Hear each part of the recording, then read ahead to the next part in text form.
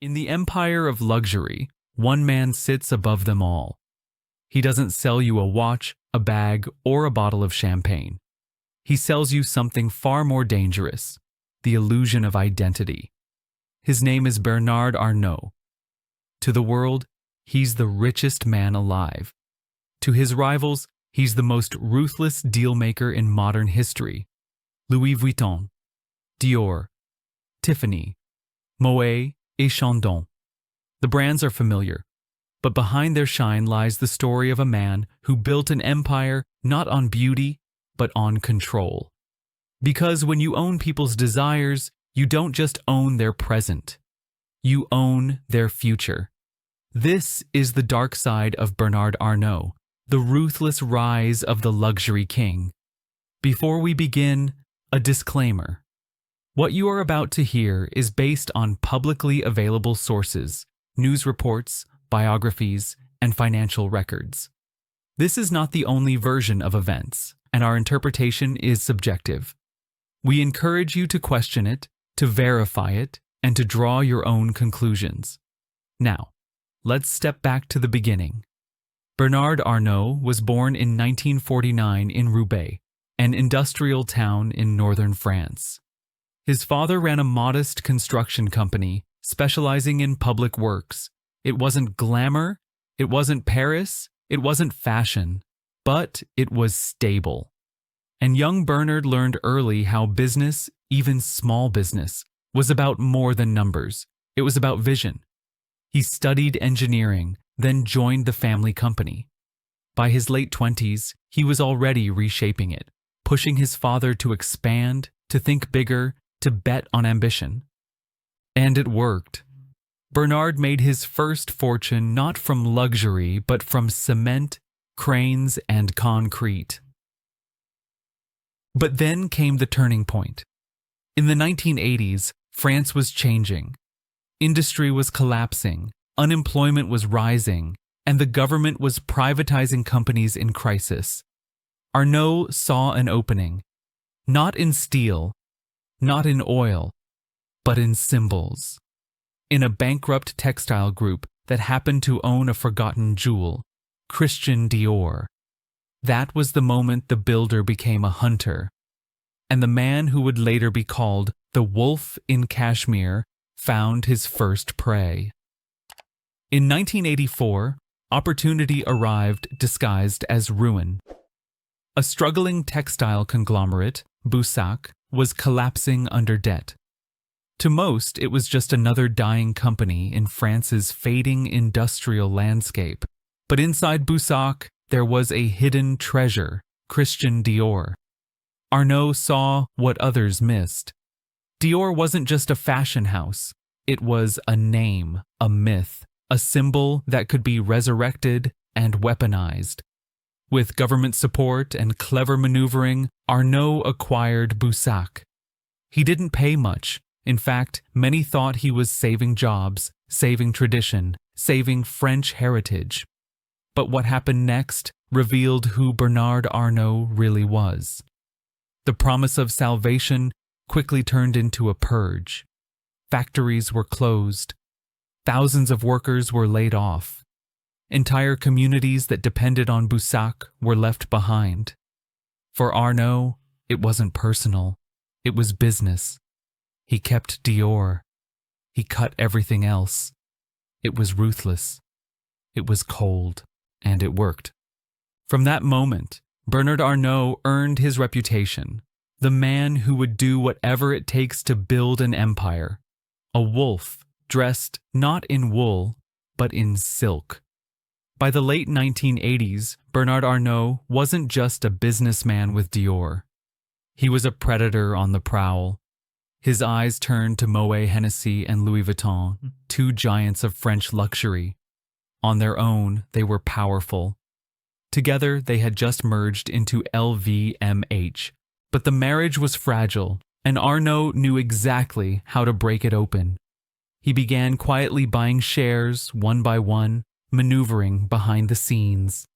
He courted allies, exploited rivalries, and played both sides against the middle. Boardrooms turned into battlefields. Old alliances crumbled. And then, the coup. In 1989, Bernard Arnault seized control of LVMH. It wasn't a clean takeover. It was a corporate war, filled with betrayals, lawsuits, and whispered threats.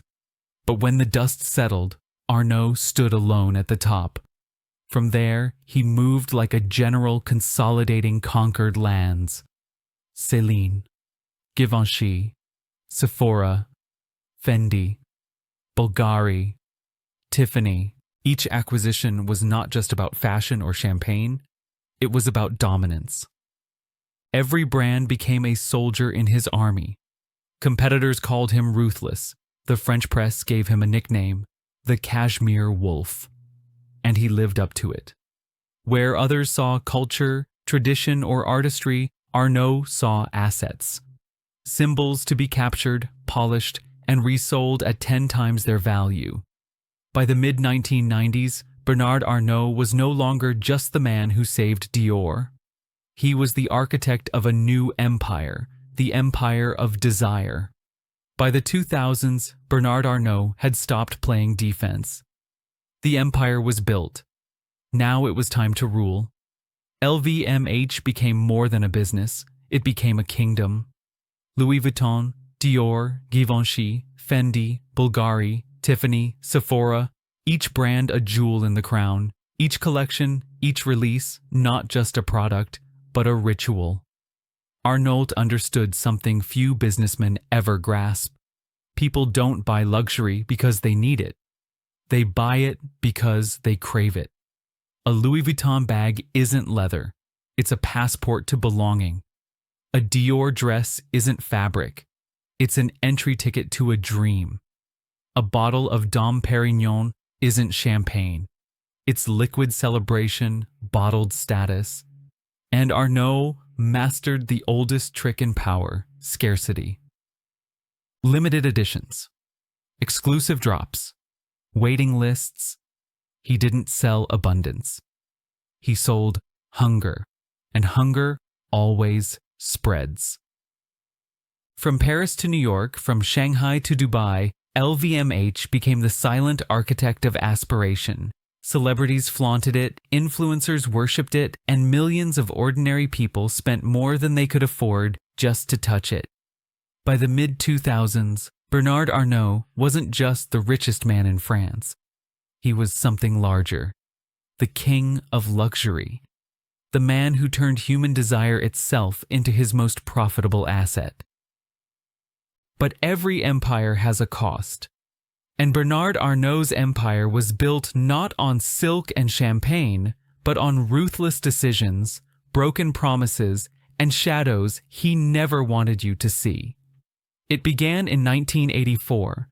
When Arnault bought the bankrupt Boussac group, the French press hailed him as a savior. He had rescued Christian Dior. But salvation quickly turned into massacre. He closed factories. He fired more than 9,000 workers. Entire towns dependent on Boussac were left to rot. The workers called him the Terminator. Arnault didn't deny it. For him, people were expendable.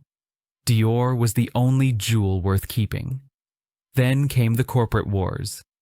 In 1989, Arnault stormed LVMH like a raider. He secretly bought shares, manipulated allies, turned board members against each other.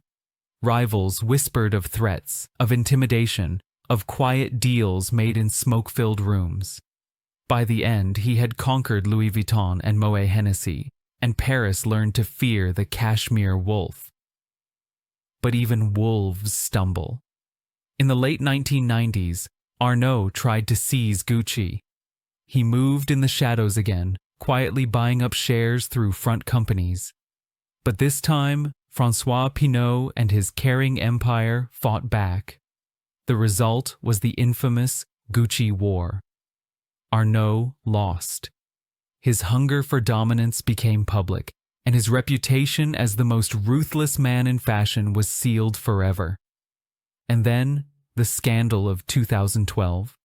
When France introduced a 75% super tax on the ultra-rich, Arnault applied for Belgian citizenship. the richest man in France was ready to abandon France itself just to protect his fortune. Newspapers called it treason. Crowds called it betrayal. He later withdrew the request, but the stain remains. A man who wraps himself in the French flag but hides his wealth offshore when it suits him. Behind the glittering storefronts of Dior and Louis Vuitton, other shadows linger. Investigations uncovered factories in Italy where migrants stitched handbags for a fraction of their retail price.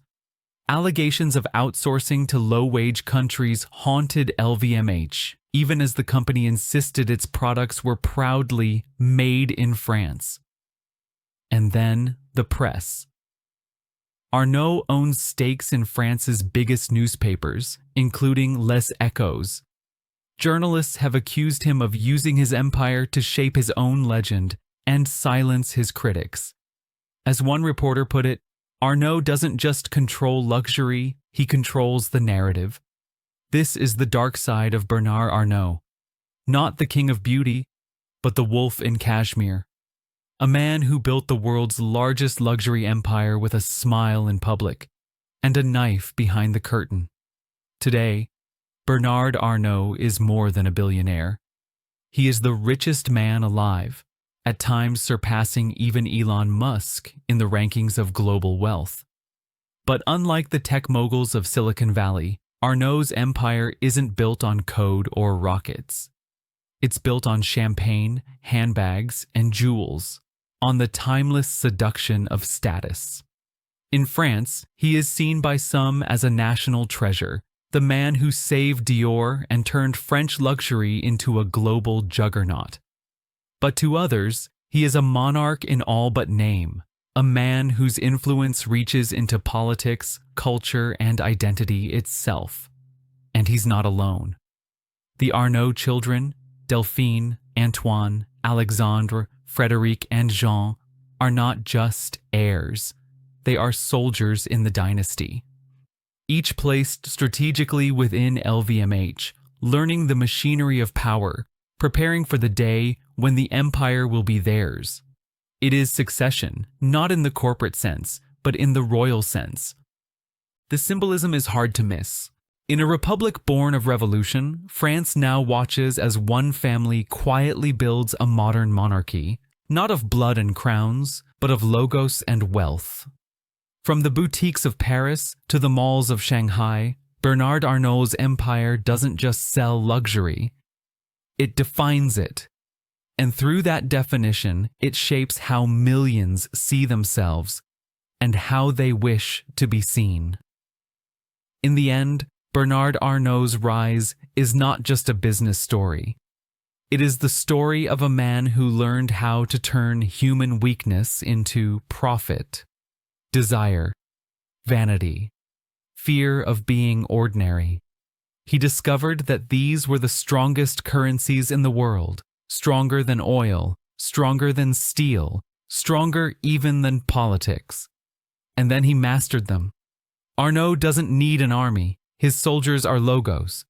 He doesn't conquer nations. He conquers identities. And when a man owns what people dream of, what they celebrate, and what they sacrifice for, he owns far more than wealth. He owns the future. But here's the truth no one wants to face. Luxury is not innocent. It carries a hidden cost. Every handbag, every bottle of champagne, every diamond necklace is paid for twice, once by the buyer and once by those who were cut down, cast aside. The desire was silenced so that desire could be sold back to us. Bernard Arnault is celebrated as the king of luxury. But kings do not rule forever. And when this empire of desire finally cracks, when the illusions fade, it won't be Arnault who pays the price. It will be us.